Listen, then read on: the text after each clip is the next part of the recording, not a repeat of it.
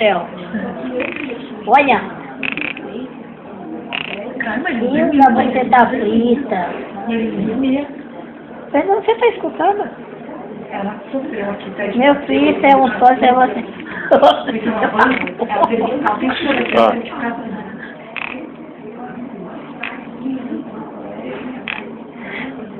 eu não sabia que ia fazer isso, não.